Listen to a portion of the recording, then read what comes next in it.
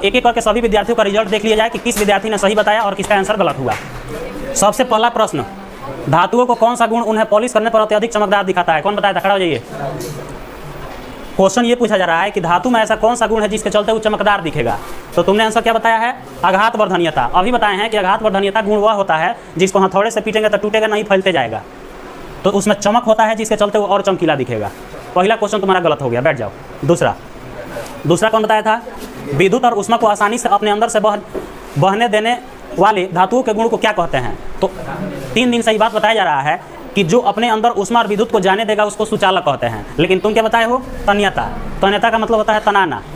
तो धातु अगर तनाएगा तो ऊष्मा और विद्युत के सुचालक होगा? बिल्कुल नहीं होगा। क्या होगा? सुचालकता। सुचालकता मतलब उसके अंदर विद्युत और ऊष्मा का प्रवाह हो सकता है। दूसरा क्वेश्चन भी गलत हो गया, बैठ जाओ। तीसरा कौन बताया था? धातुओं को हथौड़े से पीट कर पतली चादरों के रूप में बनाने की क्षमता को क्या कहते हैं?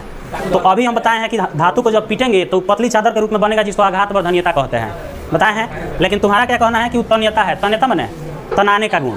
तो हथौड़ी से पीटेंगे तो वो तनाएगा, वो तो फैलते जाएगा, उसको आघात वर्धनीयता कहेंगे। तो ये भी तुम्हारा आंसर गलत हो गया, बैठ जाओ। नेक्स्ट, धातुओं को खींचकर पतले तार बनाने की क्षमता को किस गुण से परिभाषित किया जाता है? कौन बताया है? ये कौन बताया है? चलो आंसर सही बताए हो। धातुओं को खींच के तार बनाया जा सकता है, उसको तन्यता कहते हैं, बैठ जाओ। पांचवा कौन बताया है? खड़ा हो जाओ। सामान्य ताप पर कौन सा धातु द्रव अवस्था में रहता है? ये बात हम चिल्ला कर अभी बोले हैं कि जितना भी धातु होता है सब ठोस अवस्था में होता है। एकमात्र ऐसा धातु है पारा, जिसको मरकरी बोलते हैं, द्रव रूप में रहता है। इसी को अपवाद बोलते हैं, अंग्रेजी में एक्सेप्शन बोले थे। लेकिन जो ध्यान नहीं देगा उसका यही हाल होने वाला है। यहाँ भी वही हाल होगा और बोर्ड में भी जाएगा तो यही हाल होगा। अगला 6 नंबर कौन बताया था? निम्नलिखित में से कौन सा गुण धातुओं में चमक से संबंधित है? तो धातुओं में चमक से क्या संबंधित है? धातुओं को पॉलिश करने पर और ज़्यादा चमकदार दिखेगा। कौन बताया था? चलो बिल्कुल सही बताइए, बैठ जाओ। 7वां प्रश्न कौन बताया था? 7वां प्रश्न बिल्कुल सही बताइए, बैठ जाओ। 8वां प्रश्न कौन बताया है? अधिकांश धातुएं सामान्य ताप और किस अवस्था में पाई जाती है? ठोस अवस्था में पाई जाती है। एकमात्र ऐसा धातु है पारा, जो किस अवस्था में होता है? द्रव में। ये भी सही है। अगला प्रश्न 9 नंबर कौन बताया था?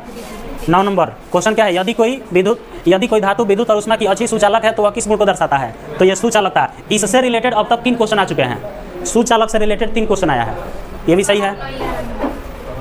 10वां प्रश्न है, पारा या मरकरी को छोड़कर सामान्य ताप पर सभी धातुएं किस अवस्था में होती है? तो किस अवस्था में होती है? ठोस अवस्था में। कौन बताया है? चलो अनुष्का बिल्कुल सही बताइए, बैठ जाओ।